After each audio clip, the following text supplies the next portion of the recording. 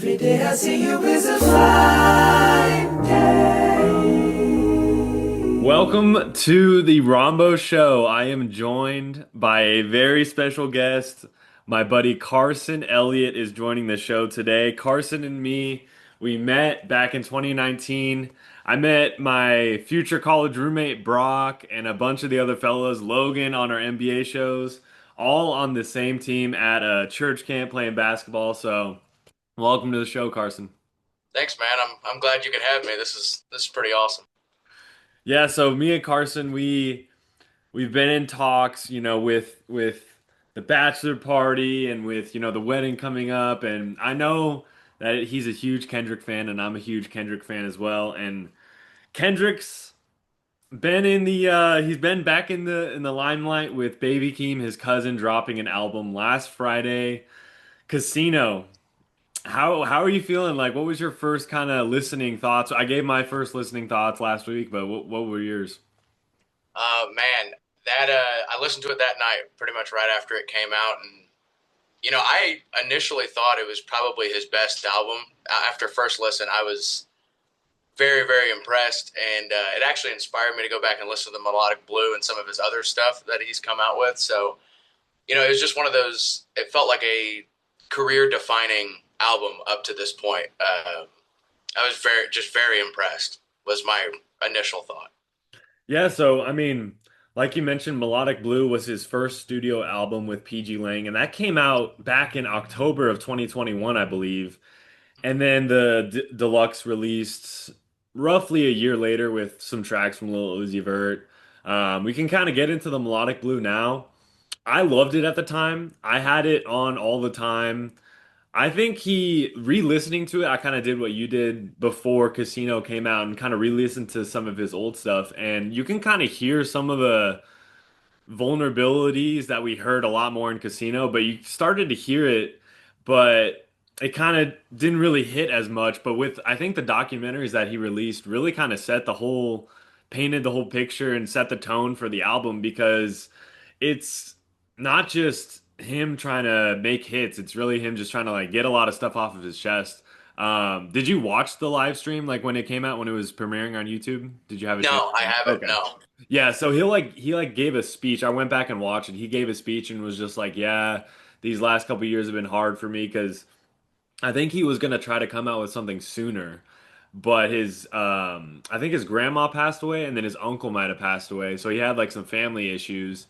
And then this album he's kind of been wanting to make for a while, and it kind of fits in perfectly.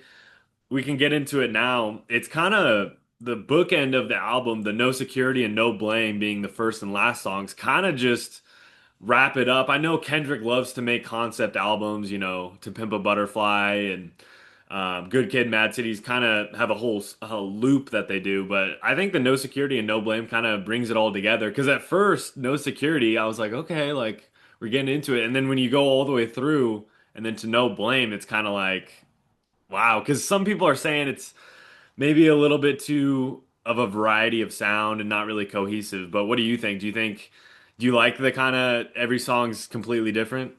I personally love the variety of the album, and I'm also really glad you brought up No Security and No Blame, because as I was listening to it this morning before doing the podcast, I noticed those. I'm not sure if he could have done a better bookend from beginning to end, just kind of starting out the album, letting you know what you're going to hear, and then at the very end, it's almost like him coming to terms with everything that's happened and accepting it for what it was.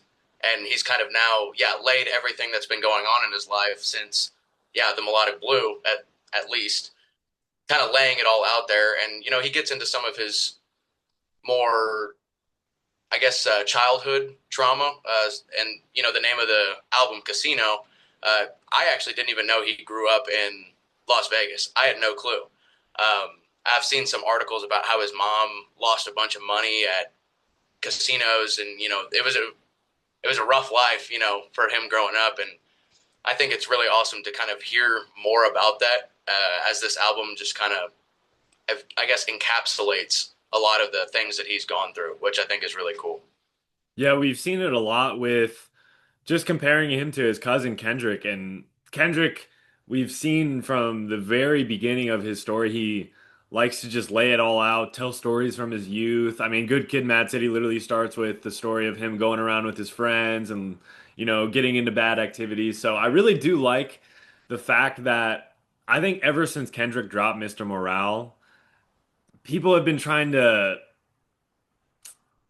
do the same thing, trying to copy it a little bit and be more vulnerable. But I really think it takes a certain kind of album and a certain kind of time that he gave this album. I think the quality is way more important to me than if he was just producing albums every year. That's what I really like about Kendrick. Like he really takes his time to produce projects.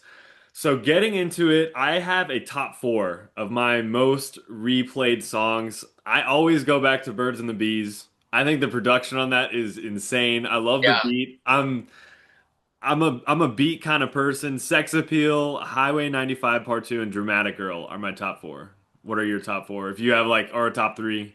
I would say actually Highway. I'm also a big fan of Highway 95 Part Two and Birds and the Bees, and then one that I really keep coming back to. And initially, I liked it, but I didn't like it as much as I do now. I've probably listened to it the most is Circus Circus Freestyle. I forgot to Uh, mention that. That one's a banger. yeah, see, the whole thing is I've just been listening to the album on repeat from top to bottom, so it's like almost everything at this point is my most replayed. But if I had to go on there and pick out certain songs, those would probably be my top three or four. Yeah, So if I can recall, you have a damn tattoo, right? I do. Yes, on my thigh. So I mean, I feel like the problem with Kendrick and I think with this album is I don't know when to stop listening and take a break. Like, do you have a way to do it? Because with GNX, I ran it and then I gave it a couple months break, and then I went back to it at the beginning of the new year, and that kind of helped because it gave me like a fresh listen. Do you have like a plan? Because I don't know what to do because I want to keep listening to it, but I know I can't, or I'll start to like not really enjoy it as much. I was just thinking about that recently. Was yeah, when am I going to let it breathe a little bit? Because it's been almost the only thing I've listened to since it's come out. Um, and quite honestly, I might just wait for it to kind of start hitting me like, "Ah, I don't want to listen to this right now. And then that's when I know. Because kind of like I said, I went back and listened to the Melodic Blue. I hadn't listened to a lot of those songs in oh, probably years. And it made me realize how good of an album that really was. And I feel like with time, just like with other Baby Keem projects, with time, I think it'll only get better. It will really realize how good it was when it came out initially, and it just gets better as time goes on. Looking at the features that we do have on this album, what were some of your favorites? Um, well, I would say I'll actually start with my least favorite because I think it'll come as a bit of a shock, especially to you.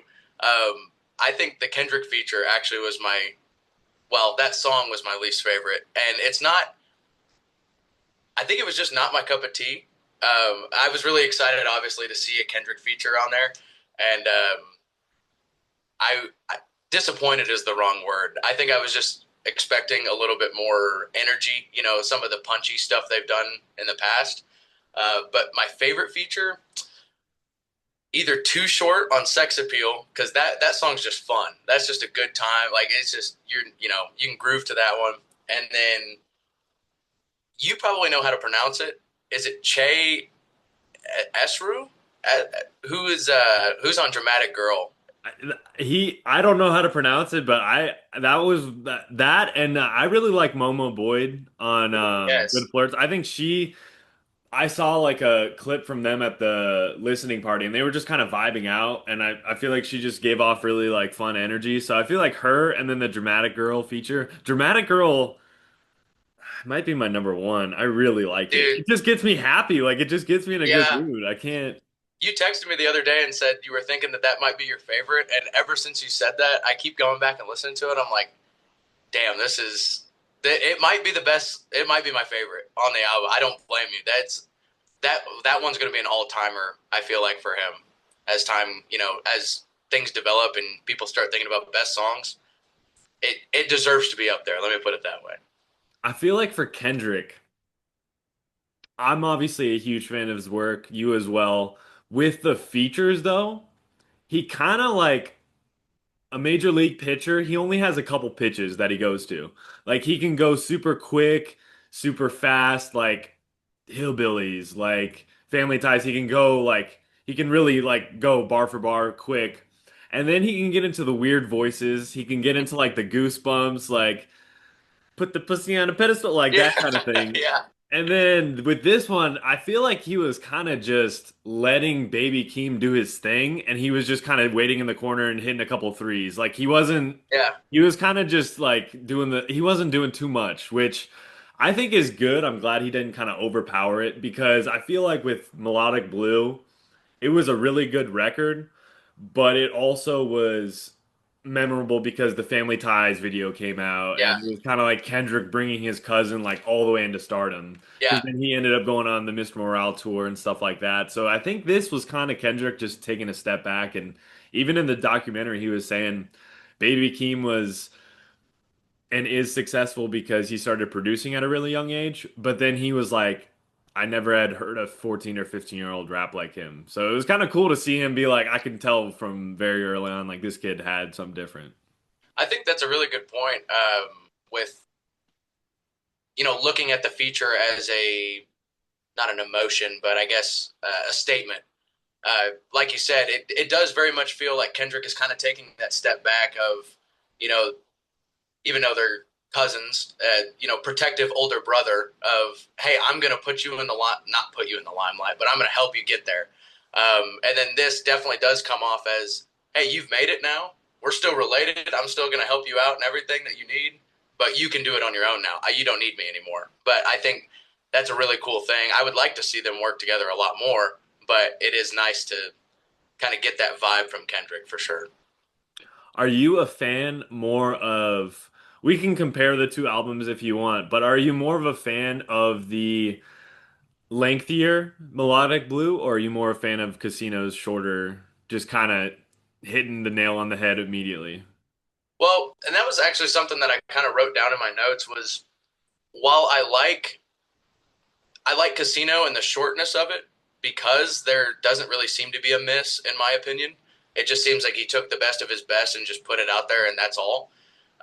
But I also, on the flip side of that, kind of like Melodic Blue, I would rather have the extra songs. I would rather have the chance at there being a couple skips or, something that I just don't care for where you might get an extra few that you would not have gotten otherwise. Because I always wonder about that when we hear new albums from anybody is where's the unreleased stuff? What did they not put in here that would have been better than X, Y, and Z? And I always like to play with that because some artists go and release unreleased stuff from years ago, and it's like, why didn't they put this on the album? But just at the time, they didn't think anything of it. And so I would be excited to hear what else he had prepared for Casino, if anything, just to see how long it could have been because it's what 36 minutes, Hmm. and that's kind of a short listen in my opinion. But I don't know how you feel about that. Yeah, I think it really just depends on the quality of the music because I can totally go for an hour and a half. I can go for some of my favorite albums, like I mentioned. Vince Staples is one of my favorite artists, and his self-titled EP that came out during COVID, it was like 25 minutes. But I feel like playing that three times kind of made up for a lot of other people's hour. Yeah, So it kind of just depends on just the quality of it. I think this one is perfect for, I would say, a specific setting. Like if you have a 30-minute car drive, this is pretty yeah, perfect. But if oh, you yeah, really want to like just dive in, because with like Melodic Blue, there is a couple that I will skip. So it does kind of just end up being 50 minutes anyways. So it's not sure, really, it's kind of just depends on the mood. Like I think we can get into it right now, as you mentioned with the unreleased albums. I mean, our guy Kendrick released one, Untitled Unmastered. yeah. How did you want to do the rankings? Did you want to go first, and then I can give you my thoughts? Because Um, I think it's only right for you to go first. okay. So as we mentioned that coming in at number 8, I have Untitled Unmastered. Okay, 7, I have Section 80. I love Section 80, but I mean, it was the start, and it's Kendrick trying some things. Overly dedicated number six. It Oh, has some okay, songs okay. that I I can't like. It's old Kendrick, so it's not the new like his new flow and like where he finally like got his voice. But I love OD so much. And then in getting in the top five, Mr. Morale. It has a really good. Just it's like a therapy session. He's just getting out he's venting out, all of his emotions, all that. But I just can't like put it ahead of these other ones because the bangers that they have and the beats. Coming in at number four, I had a problem with it where, like we mentioned, I just played it so much and a lot of it was very overplayed by everybody else and it kind of ruined it for me was Damn. Yeah, I I love get that. Damn. And I would feel like I was one of the first ones to listen to Humble, like when it came out. And Yeah. I was like, this is literally unreal. And then it just like it was so popular that I was like, guys, no, like Kendrick's supposed to be like ours. And then I would say my top three, GNX, To Pimp a Butterfly at number two, and then Good Kid. I think To Pimp a Butterfly, yeah, it's not the most popular mainstream album, but I think just the way that he like completes a whole narrative across all of these different ways, but still has bangers, all right. King Kunta. I just think that, I mean, what he's able to do on his pretty much his first two like main studio albums was unreal. And then Good Kid, I don't know if it'll ever be topped by Kendrick just because I mean it's an all-timer. I couldn't agree more. I mean, I'd say our lists are pretty similar. I actually didn't even rank OD. Completely forgot about it. Um, but yeah, honestly, I don't think we're really far off. Besides, I think I have GNX a bit lower than you do. But other than that, uh, well, I'd say I'll just go ahead and get into it. At seven, I have Untitled Unmastered, only because that's definitely the one I have listened to the least of everything. It's I don't want to say easily forgettable because that sounds disrespectful, but it's just not one I immediately think, oh, I'm just going to go listen to this right now because I want to listen to it in its entirety, or at least as a full album. Then at six, I have GNX, and it being his most recent, I hope that it grows on me. It really was not my favorite when it came out, but I still enjoyed it. It was nice to hear him after it had been quite a while. I mean, Mr. Morale came out, 2022. It's yeah, so I guess it hadn't been like an two and a half insane. almost, 2.5 years. Yeah, so I mean, it was definitely nice to hear him, and it was pretty lengthy, which I liked. So we got a lot of stuff to listen to, and that's definitely one I'll have to go back and kind of listen to a little bit more. And then at five, I have Section 80, kind of like you said, very early on for him. I do like that about it is he has no idea what he's about to become. Uh, but it is fun to hear kind of the beginning and then listen to something like GNX and like, whoa, that's just an insane, kind of transition. And then at four, I have Mr. Morale, which I loved that album. While it wasn't the first rap album to be like super emotional or really get into things, but I think the way that Kendrick was able to do it and explain a lot of these things, that some things that hadn't really been talked about in music, um, just a lot of different, traumas and different subject matters that were just, deeper than you typically hear. But I think he did it in a creative way. But obviously, it can't top the top three, and we both have the same top three, just in a little bit of a different order, I think. But uh, at number three, I have To Pimp a Butterfly, and like you said, just kind of front to back, that whole the way he was able to just wrap that all up into one kind of just a big ball and throw it at you. And when you listen to it, it's just you really feel like you got told a story, kind of got told. There's just such a big message behind it. Where most albums, that he has, there's a message, but that one obviously feels really special. And that anybody you hear talk about it is always brings that up about how big of a deal the statement that he was making. Um, and then number two, I have Good Kid, Mad City, which This one was interesting for me because I actually didn't. It was one of the last ones I listened to. I listened to Pimp a Butterfly before that, and Damn before that. Like I didn't really know about Kendrick uh, for a long time. That's why Damn is at number one, obviously. But Good Kid, Mad City and Damn constantly are fighting for me to be at number one. But I give Damn number one simply because that was honestly what got me into rap music. Like I didn't really know anything. That was what 2017, I believe, when that came out, and that before then I had listened to what was on the radio. Whatever people played around me. I didn't know any better. But listening to Damn as a full cohesive album was the first time that I was like, oh, these artists are putting a message, putting a story into an album. Like this is crazy. I didn't even know they were doing this. And so that's why Damn and Kendrick especially is such a big deal to me because he's kind of what got me to listen to music in a different way.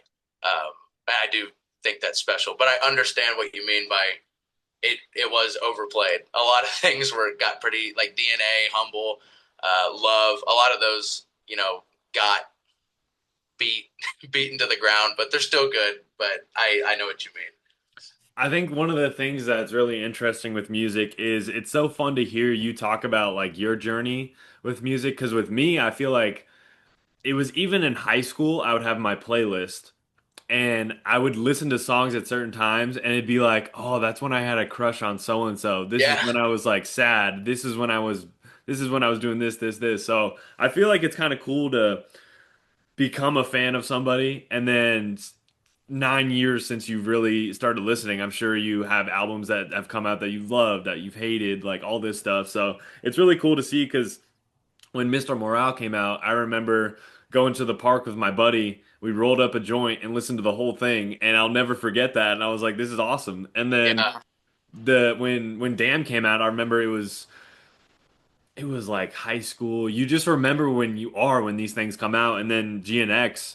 It was at a time when it was right before my birthday, and I was like, "No, I gotta wait for my birthday to listen to it." And then me and Brock were going to get coffee, and he's like, "Nah, bro, fuck that. Like, throw it on." And then we threw on Squabble Up, and I was like, "Oh, here we go." So oh yeah, it just it's so cool with music because, and it's the cool thing about Kendrick is I'm not gonna debate you about your favorite. Like, oh, Damn's not number one. Like, yeah, it's subjective. Like, you can like Damn. Like, I really enjoy Damn, yeah. but at this moment in time, GNX just hit a certain nerve, and I'm like, I gotta throw on Luther and all this stuff. So, that's definitely the cool thing with music.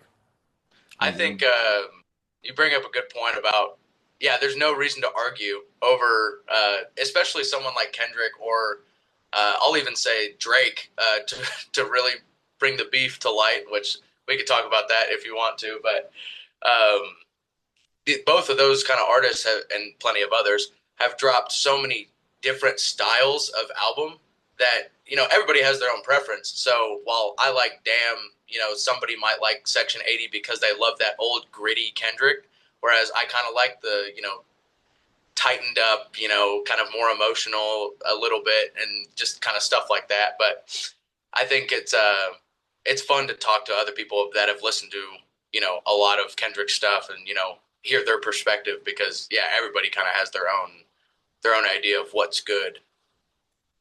So before we get into it, I was gonna get straight into the Baby Keem song draft, but since you Oh, did bring up perfect. Drake, I think we have to know it's been what? It's been almost 3 years now, and he is Yeah, still continuing to lose with USA beating Canada in hockey. We got the Dodgers beating the Blue Jays, yeah, and I just feel like Drake ever since then. I mean, it's Drake, so it hasn't really ruined his career, right. but I just think. I mean, I was kind of biased the whole time, and I wanted Kendrick to Yeah, win, and he yeah. kind of just blew him out of the water. And I feel like his career hasn't really been the same since then. Like, what are your thoughts on the whole beef and the outcome of it 3 years later? I do think it's funny that you point out that he just continuously keeps seeming to lose. But I would agree. I definitely feel like we used to hear a lot about Drake all the time, like whether it was in the media or songs, whatever. And it definitely does feel like he's slowed down since then, maybe trying to stay out of the limelight because a lot of the stuff that Kendrick brought up was some deep stuff. That was some crazy things, allegations, and I don't know which of them were true. I didn't care as much about what they were. It was who to me it was who could diss somebody better, obviously, Yeah. um, and so all all of the Kendrick disses were better than anything I could have. I did not think that was going to go the way it went, and how they were dropping like what was that 15 minutes after Drake dropped. I don't remember which one it was.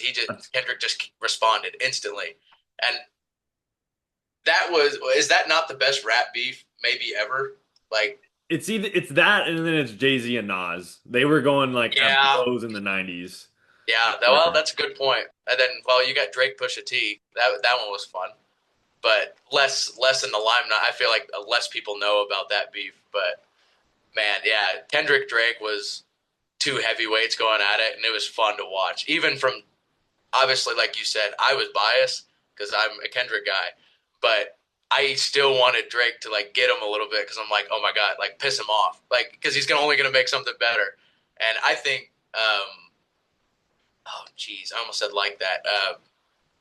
What's the Like Family Matters or yeah family like well just all the little subliminal shots that have been taken from each side, like first person shooter with Drake that kind of initially started everything, and you go back and you listen to all of it culminate to Not Like Us. Uh, you couldn't have a better capstone on that beef than Not Like Us. I mean, that was just the entire world knew that song and knew why it was a big deal. and then he played And it at the Super Bowl. yeah, I mean that literally like that you can't ever say that he even got close to losing that beef. I mean, he performed his ending diss at the freaking Super Bowl. Just ridiculous stuff. I think with J. Cole having dropped Fallout, and I think it's doing pretty successful. Hmm. It's doing pretty well. He got lucky because if Yeah, Kendrick came after J. Cole, I don't even know anything bad about J. Cole, but he probably would have found something and ruined his career. So probably. Which I think, yeah, J. Cole definitely did the right thing by saying, you know what, y'all got it. And yeah, if I was in his spot, I would have done the same thing. I don't want to get got. No way, not by him. So on the Rombo show, we like to do drafts, and since you're my illustrious guest, we're gonna do a Baby Keem song draft. Now we can. I have a couple, like I have a big board of songs that I really do like of his. We can go just back and forth, and then we can kind of go for however long we feel like, because I mean we'll probably run out of songs eventually that we like. I think I have. I'd probably say like maybe 10 or 15 that I really like. So if you want to get us started, what is the number one overall pick? The Baby Keem song that is your favorite. I would say, ooh, damn, that's a tough one. I'm gonna go Trademark USA because I think I've listened to that probably more than any other song that he's ever released. Trademark USA. Okay. Yeah, It definitely starts off like that's a way to start an album. yeah, oh yeah. That's kind of like his introduction. I didn't have that on my list, but I can totally see where you're coming from. For me, it's on the same album. It's funny enough, the second song on Melodic Blue. I got to go with Pink Panties. Dude, I was listening to that earlier, and when I thought about the song draft, I was like, I wonder where I'd be able to get that because I had a feeling you were gonna like that one too. That's funny. Um, oh geez, I would say for my second pick, I don't know if I want to go that classic yet. Let's go Scars off of Melodic Blue. Mm, I love that one. That's a banger. okay. I got to go with the COVID classic, Orange Soda. Dude, that's funny because I that was the exact song I was just thinking about. Like, I don't know if I want to go that far back yet. I wish I would have done it. My Oh, bad. that's funny. We're You and I are kind of locked in today. It seems like. Oh yeah. Well, I'll go another one actually off of that album. Ooh, that I Die for My Bitch has some good ones. Yeah. Let's go. I'll say Honest. I'm a Okay. big Honest fan. I really do like Die for My Bitch. Like, there's a couple ones that I really do like on there. But I feel like I'm just going like Melodic Blue to start. I might Yeah, maybe I do like it more than Casino. I don't know. But I think Casino I just haven't given it enough time. So I agree. I agree. my probably my favorite Baby Keem song with a feature. I can't believe I'm taking this before one with Kendrick, but Do Rag Activity. Oh yeah, I completely get it. I've been listening to that one actually a lot recently. Oh man, it's so good. Which oh man, I guess I'm gonna go with I'll say Vent off of the Mm. Melodic Blue. I gotta listen to some of these again because I know I like Scars. Vent, okay. I think if Which I'm I gonna hadn't have to heard Vent in go, a while, but that was one I listened to earlier today, and I was like, oh man, I forgot about how much I love this song. mm, that's getting kind of tough because all of these are so close. So you got Honest, okay. I think I'm gonna have to go with. I might have to pop the cherry. I gotta go Birds and the Bees. Yeah, I was actually just looking at Casino. I was gonna pick my first one off of there, and it was either gonna be Birds and the Bees or for my next pick, I'll do Highway 95 Part Two. Yeah, That I love the Highway 95 from the Melodic Blue a lot. Like that's I think it was actually in one of it was my top 10 I think last year for like my Spotify Wrapped. So I was really excited when I opened up Casino and saw Highway 95 Part 2. I was like, well, that's going to be my favorite. I already know it's going to be my favorite. that one is fire. It's tough now. Okay, so we got. Hmm. I think the dramatic girl of Melodic Blue, or I don't think it was on Melodic Blue, or was it? Oh yeah, it was. No Sense. No Sense was the first one that I was just like, all right, here we go. I got you. I like that. Let's see. Ooh, okay. I'd say for my next one, I'm gonna go with Range Brothers Yeah. because I feel like that one got a little more memed on because of the whole top of the morning, that whole deal. But it's just fun. Like that song feels like Baby Keem and Kendrick are just going like just having a blast in the booth. Like they're just having a great time, which a lot of times they seem like they are. But that one especially, like they're both just being straight goofy. Like, and I love that. I think with this next pick, it's tough because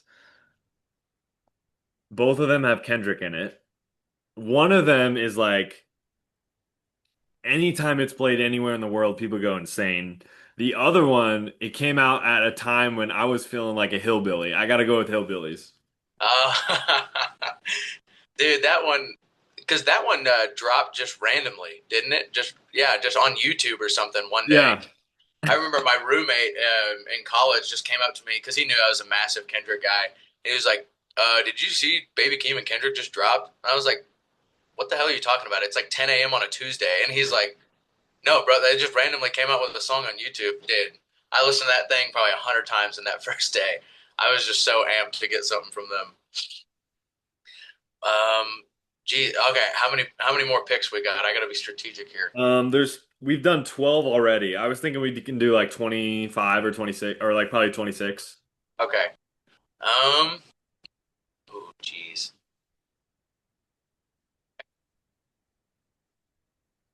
Between, I don't So I'll go first order of business from the Mm, Melodic Blue. okay.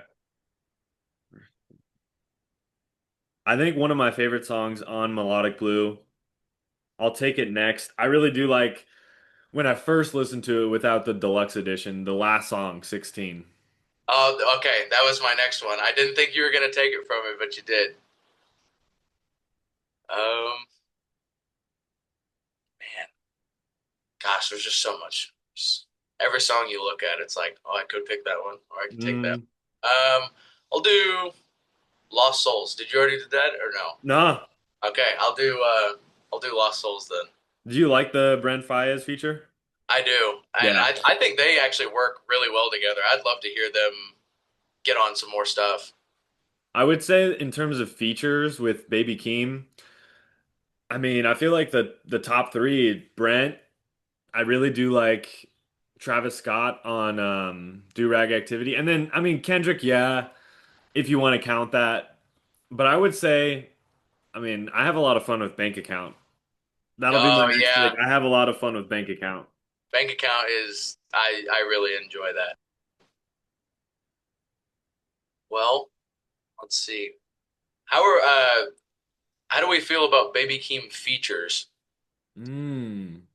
I You don't can know if mention that it. I don't know if we can draft it, but you can mention it. What okay, song because are you thinking? I keep thinking about Praise God on Donda with him and Travis Scott Mm. featured on there. That man. Anyways, I won't draft that because yeah, he's not starting that way. You know what I mean? He's not the. Let's see. Hmm, I'll do apologize off of Die for My Bitch. That's one of my top ones. I love that. I'm gonna go with yeah. We haven't drafted it yet. Have we not drafted Family Ties? I don't think, dude. I didn't take it earlier because I was like, surely I said it and forgot, or he said it and I didn't catch it. Oh man, Getting that at pick 18, I feel pretty good about that one. That's yeah, what crazy. a sleeper. Um, Also staying on Die for My Bitch, I'll probably go Rockstar P. Mmm. I gotta run that back. Probably after we get off, I'm gonna run it back because some of these I don't even know if I've listened to. Dude, it some like they're all ones that I just found like randomly. Like I wasn't like I listened to it initially and was like, oh, this is a hit. It was ones that kind of culminated over time that I had to hear multiple times. I'm like, damn, every time I hear this, I just love it, and I don't have it added to my library or playlist. And then I add it, and then just find myself always going back to them. So we'll go. I'm gonna take Dramatic Girl at 20, and then we're gonna have four more picks, so two more each. Okay. Um, Dang, Dramatic Girl. That one's gonna be one of his just all timers. Um, just because it's so damn fun, I'll do a Sex Appeal with him and Too Short. Mm. It's just a damn. That song is just makes me want to. I just want to be in the club. You know what I'm saying? I just want to be. I'm just trying to get down. I think I'll let you take it if you want, but I'll leave you with one. I think I gotta go with Good Flirts. Ooh, okay. I guess I'll go all the way back to the Sound of Bad Habit, his first album, and I'll just do Baby Keem. Mmm. That that and Gang Activities have been in the rotation a lot recently, but I don't know if I've even listened to this whole thing like from top to bottom. I haven't either. And I got to go back and listen to all of his stuff over again. With the last pick, I'll close this out. Highway 95. Carson, Yeah. it's been an honor. Thanks for joining. Yeah, dude, I really appreciate it. Let's do it again soon.